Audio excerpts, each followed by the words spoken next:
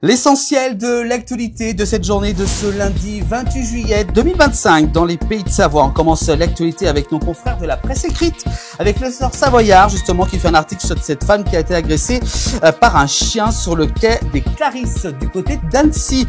En Haute-Savoie, la victime a été transportée à l'hôpital d'Annecy-Genevois durant donc ces derniers jours. On continue l'actualité avec ce sujet qu'on a déjà abordé dans la place du village, avec impossible de dormir dans ce village. Les cloches de l'église sonnent toute la nuit, se plaint justement cet habitant qui demande ce que les cloches de l'église et de son village soient mises en sourdine la nuit et durant donc tout l'été. Elle ne supporte plus justement ces nuisances sonores qui la réveillent en lui occasionnant une grande fatigue, a-t-elle ajouté. On continue l'actualité, on revient bien entendu sur la dermatose et des mesures de prévention qui s'appliquent pour 13 nouvelles communes du côté de la Haute-Savoie. Ce que dit justement il y a tout juste 2 heures de cela nos confrères de l'essor Savoyard, de nouvelles donc communes qui entrent dans la zone de surveillance, d'autres passent en zone de protection. On continue l'actualité avec l'essor Savoyard, avec un accident entre un vélo et une moto du côté de l'Échaud. 2 blessés graves dans cet accident. Un vélo et une moto donc sont entrés en collision hier, dimanche 27 juillet, sur la commune de l'Échaud. Donc l'accident a fait donc, je vous rappelle, 2 blessés graves, selon nos dernières informations. On continue avec un choc frontal entre 2 voitures a eu lieu hier également, dimanche 27 juillet, sur la commune de Thônes, dans les Aravis, en Haute-Savoie. 2 conducteurs ont été blessés, dont un jeune homme de 19 ans évacué en urgence absolue. L'actualité toujours avec cette course-poursuite, jet de Zers, fuite à pied quand même. C'est un jeune homme chauffard qui a donné du fil à retordre justement pour la police d'Aix-les-Bains en Savoie. Ça remonte au 22 juillet dernier, finalement interpellé. Il a rendez-vous avec la justice.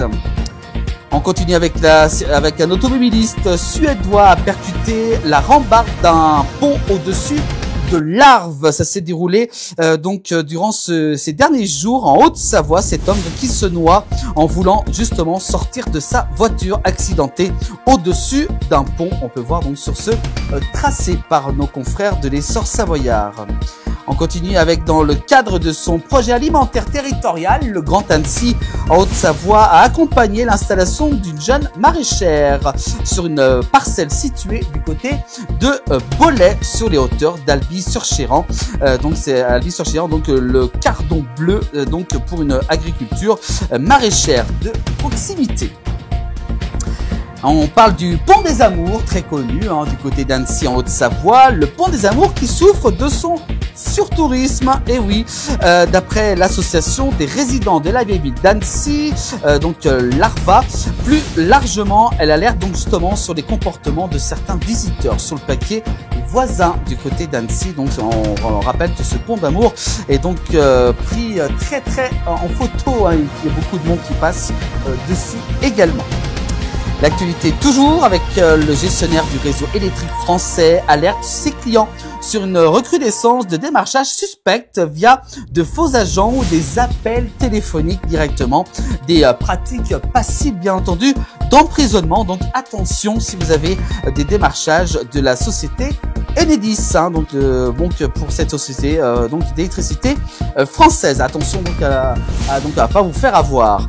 On continue l'actualité du côté de Tournon-les-Bains. Lors d'une fête privée, un jeune homme qui tombe dans les douves sèches du château de Ripaille et se blesse gravement en plein milieu de la nuit. Donc ce jeune homme de 25 ans chute de 7 mètres de tout haut du château de Ripaille.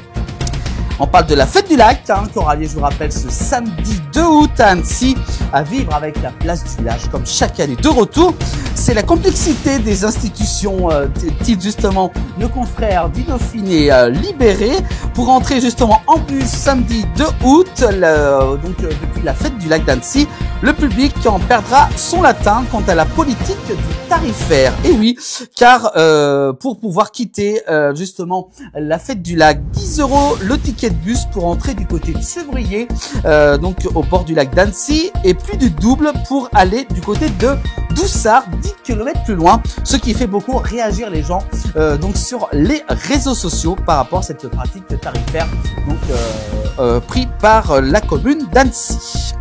On continue l'actualité, justement avec la dermatose en Pays de Savoie, une cagnotte, je vous rappelle, vous avez dû la voir sur les réseaux, une cagnotte lancée pour maintenir nos fermes et nos fromages, incluant les abattages des troupeaux qui s'enchaînent face à l'épisodie donc de dermatose donc nodulaire contagieuse. L'association des fromages traditionnels des Alpes savoyardes qui a lancé une cagnotte pour soutenir les éleveurs.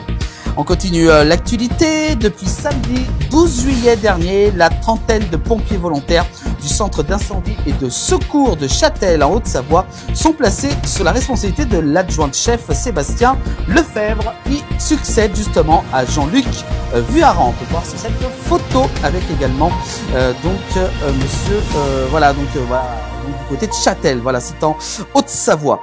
Et puis enfin, on termine l'actualité avec la mise en œuvre de plusieurs projets comme Medipôle a motivé cette candidature pour les municipales 2026. Le maire de Cluses, Jean-Philippe Mas, sera donc candidat à un nouveau mandat l'année prochaine, en mars 2026.